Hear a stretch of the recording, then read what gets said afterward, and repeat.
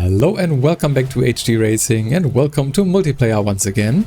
We are at Silverstone in the Forza GT series, and as you can see I'm taking the new 2020 Lamborghini Essenza SCV12, and I'm doing that because I want to start a new kind of series, mini-series here. I want to take a look at every single car that is available for the Forza GT series.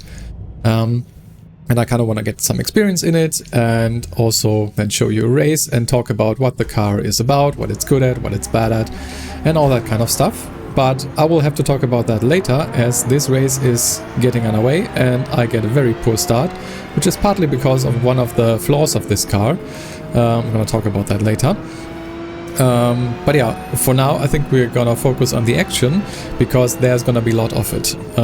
I gotta preface this race is not gonna be clean, not by me, not by a lot of other drivers. It was a fairly messy lobby, as I here get bumped from behind, and yeah, it's gonna kick off all here. First guy getting pushed off track there, and Porsche driving very recklessly around the inside here.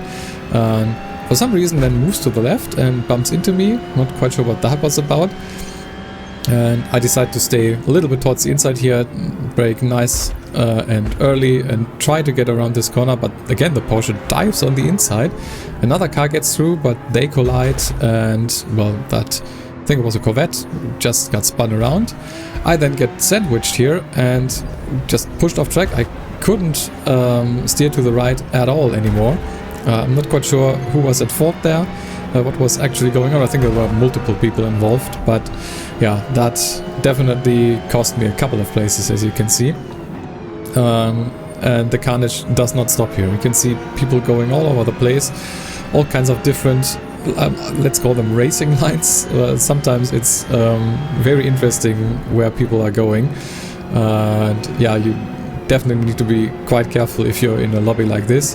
As you can see, the Porsche definitely going a little bit wide there, I think, and yeah, I tried to get around him. He's kind of slow through maggots and packets and had some interesting lines, let's say it like that, but yeah, only managed to get him on the straight here and try to then brake early enough to go around the inside here, but again he dives on the inside and is way too fast. He wouldn't have made that corner anyway, and then also pushes me off track, which gives me a penalty. And at this point I got a little bit frustrated and just hold my line towards the right side of the track and push him off, but nothing major happened to him, so he's still, as you can see, there in front as they go 3 wide in front of me. And well, you don't go 3 wide around that corner, all 3 go off track. Was really interesting and funny to watch, both in the race and also now taking a look afterwards. What happened in this race was so ridiculous. You can see another guy off track. He doesn't really seem to want to brake and goes over the track and then off track again. Yeah, there was a lot going on here for sure. As I said in the beginning, very messy race, not a clean one. The driving standards quite abysmal, but you have those races from time to time. And well, at least the race was interesting, let's say it like that. And yeah, we are gonna settle in a little bit now, at least. Now in P15, started in P5 I think, so well, not doing too great, but still, if you can have good racing, then that's all fine by me. And we're gonna get into a fight with this Ferrari in front for I think the next couple of laps here.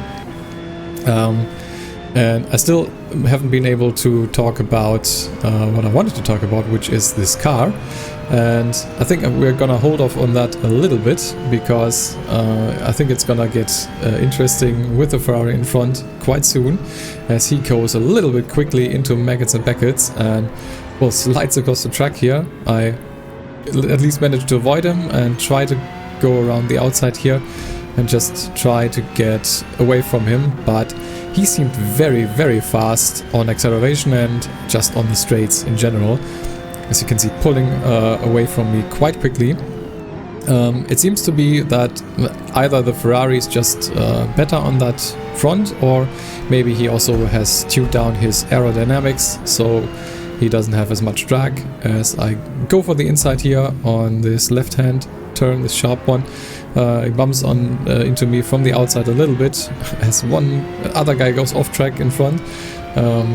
But yeah, overall the race with the Ferrari was quite a lot better than all of the other incidents that I had in this race.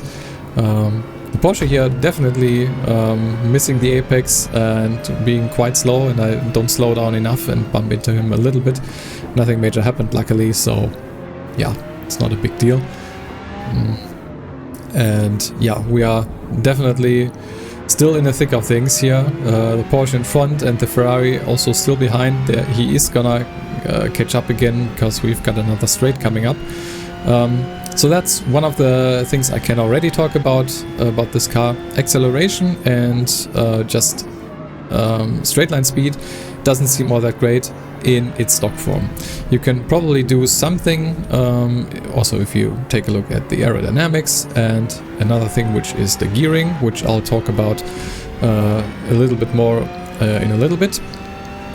You can maybe do something about that, but just in its stock form, like especially compared to this Ferrari, I was definitely struggling to keep up on the straights. I was doing way better in the corners. As you can see, the Ferrari definitely having trouble there and sliding across, still managing to get a better exit than me, and yeah, goes in front of me into maggots and buckets, and yeah, taking a little bit of a line over the grass, and we collide again here in the latter part of Beckett's and go onto the main straight. Well, no, actually it's the back straight in this variant, I would say. And again, on the straight, he's definitely catching up once again. And yeah, from the fighting we had in the race, I was like, okay, I gotta just make sure that I nail these corners and try to, well, get a little bit of a lead on him in those, so that he can catch back up on the straights again. So he bumps into me from the back once again, and it seems to that collision did a little bit more to him, because he has now fallen back. It's now more than 2 seconds and actually got overtaken there. So yeah, this is now the first time where we actually get some clean air, and there is not a lot of fighting going on here, even though I'm catching back up to the Porsche in front. So let's actually now talk about what I want to do here. So as I said, I want to do maybe this in kind of a mini-series format, so that I take a look at every single car, hopefully, that is available in the Forza GT series. I'm not quite sure if I'm gonna get to every single one, but I want to try.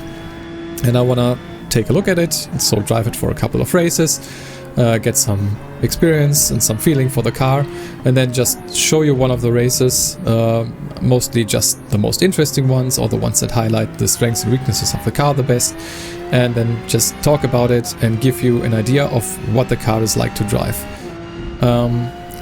I did take the Lamborghini because it's very interesting, because it is not strictly a GT car, at least not officially. A lot of the other cars in the Forza GT series are actual GT cars, so GT3, GT4, maybe also some GT2. So those cars basically make up the foundation of the Forza GT series. Then there are other cars which really don't fit the bill. We are gonna get to those also in the future. And this Lamborghini is definitely, well, it's not an official GT car, but it fits the bill very well. It handles very much like a GT car, and it feels very similar to drive to a lot of the other GT, at least the GT3 cars, I would say. As we are actually approaching halfway mark here in this race, and I'm doing the strategy where I start on medium tires and then take mediums again. I'm gonna talk about that strategy maybe a little bit later or in another video.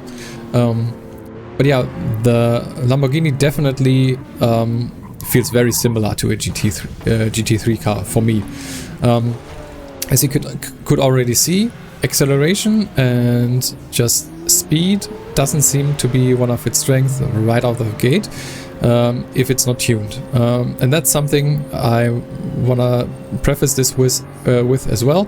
In this series, I'm not gonna tune any car.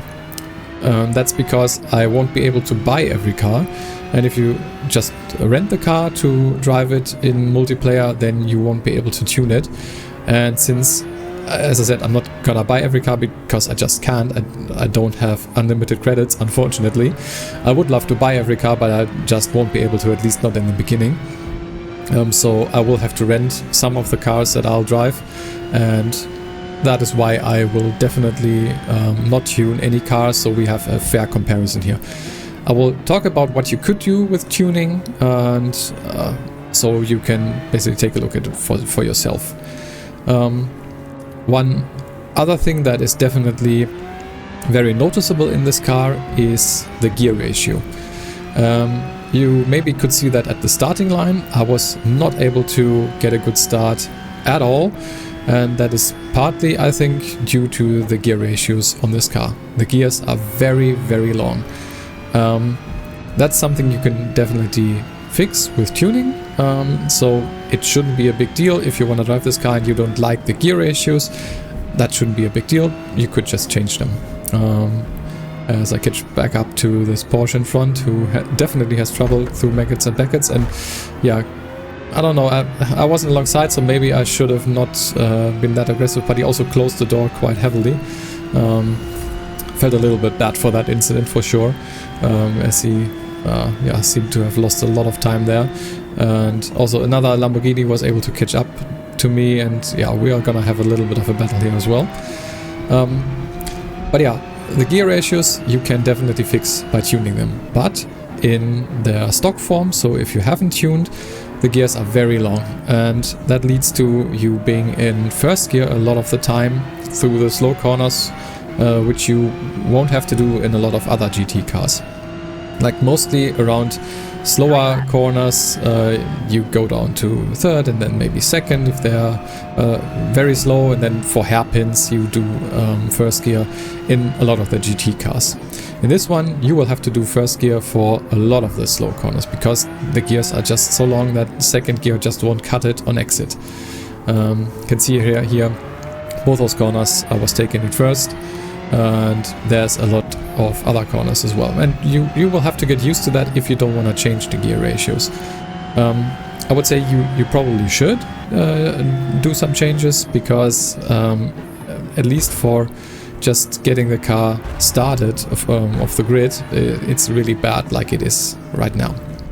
But as I said, not something that cannot be fixed.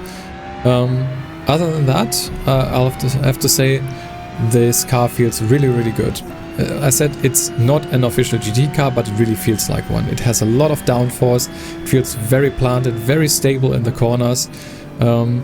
As I said, maybe not the fastest, but you can also maybe do something there. If you just reduce the aerodynamics in the tuning menu, then you may be able to extract a lot more acceleration and also top speed. So that's something that you might experiment with. But in terms of handling, I felt this car was very, very well behaved. And I think I would actually recommend this to beginners to the Forza GT series maybe. There are definitely other cars that you can take, but this is one where I feel like you won't have a lot of trouble controlling it. It doesn't really have a lot of oversteer. Like sometimes on acceleration it can oversteer a bit, but very rarely. And it also has not that much understeer. It definitely has a little bit of understeer, but it's not crazy. And especially if you're coming from the touring car series, it will be totally fine to you, because those are way more understeery than this will ever be. That's also because it's a rear-wheel drive car, like I think all of the cars in the Forza GT series are. I actually need to take a look, so maybe you can correct me if I'm wrong there. Maybe there is some all-wheel drive in there, but I don't think there is. So yeah, this guy in front here just coming out of the pits, that was kind of interesting and something I want to touch on a little bit now. The different strategies that you can do. I mean, he did pit really late, it's only 2 laps to go, so maybe he was on hard tires from the beginning and now maybe switch to softs, because that's also something that you can do for sure. I did which seems to be the standard strategy right now, which is just take mediums at the start and switch at the halfway mark to mediums again. But you definitely can do other things as well. Getting hard tires all the way to the end, that will depend on how long the race actually is. On some tracks you may be able to do that. I think on a lot of them you're gonna struggle in the end, but doing hards and then softs also might be a viable strategy sometimes. And yeah, here I go on the inside, and maybe I was a little bit too fast, and we definitely collide a little bit more than I would have liked, and yeah, it forces me off track, but also he seemed to have more trouble than me there. So again, felt a little bad for that. As I said in the beginning, driving standards in this lobby weren't great, and that also includes me. It sometimes happens that, well, you kind of adapt to what's happening around you, and definitely in some scenarios I was too aggressive just because I was a little bit frustrated of how things were going here. But yeah, it's something that I want to get a little bit better at, so I don't get like frustrated as much, and just try to still do my best to be not a dirty driver, let's say it like that. So I want to try to still race clean, even though other people maybe aren't around me. But yeah, I think I've talked about the main points of the car. So as I said, in stock, definitely take a look at the gearing, take a look at aero maybe, and reduce that to get a little bit more speed. Handling will probably still be very great. As I said, it's a very planted car. One other thing that I haven't talked about here, and that's I think very specific, and it's something that might not affect everyone, but it definitely affects me. You might have noticed in the race, and here I do it again, I have to look back a lot and use the look back button for that. Because in this view there is basically no mirror, no monitor, no nothing that you can use to just quickly check what's going on behind you. And that is something that is, to me, really frustrating, because well, if you take another view like the hood or the bumper view, you will have the virtual mirror, and that is very helpful there, but you won't have that in the view that I'm using, which is the dash view. Also in the driver view you won't have any, well, you will see a little bit more of the side mirror on the left, as that was definitely a little bit on me and also a little bit on him, I have to say. He really went in there, but yeah, not quite sure about that incident. Again, felt a little bit bad, but what can you do? I think there was definitely not just one guy that was at fault.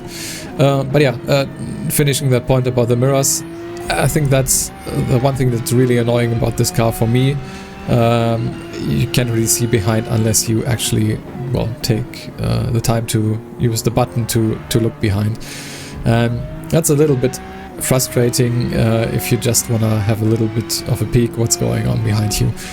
But other than that, I'm actually very happy with this car. And as I said before, I think I would recommend this to more of beginner drivers to the Forza GT series, because of the way it handles, because of the way it's planted to the track, because of the way it handles around corners. It's definitely fairly easy to drive, I would say.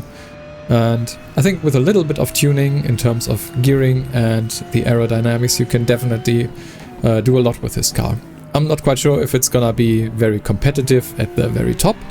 I really can't tell you that, but I can tell you that it's a fun car to drive, and yeah, that I had a lot of fun with it. And I think I'm gonna definitely take this out for a spin on a lot more of online races for sure, at least once I finished getting through all the other cars, which, as I said, I kind of want to do that. So yeah, you can definitely expect more videos on other cars in the GT series.